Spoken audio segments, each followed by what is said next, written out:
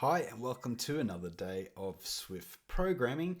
Today, let's have a look at joining and splitting a string. So that's your challenge, create a string, and then I want you to split it apart and it'll create an array, and then join that array result back together to the original string or something different.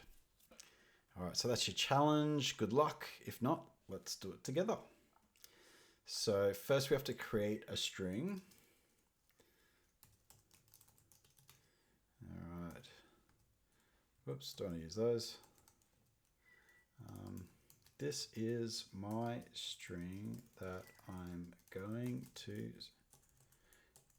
split and join. All right, so let's split it. We'll save it into a result.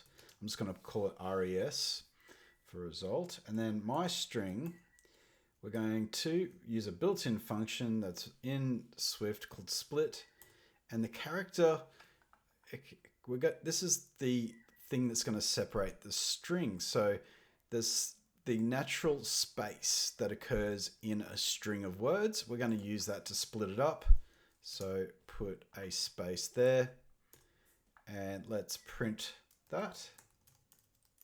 Print the result and build, and we should get an array of words. Excellent. All right, so now let's join that result back together.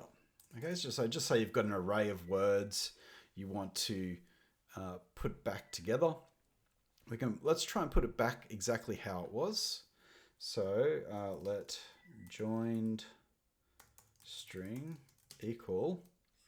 So what we do, look, we're going to use the result because that's the array of strings, and we use joined is the way to join them back together, and we're just going to join them back with a space, and let's print that.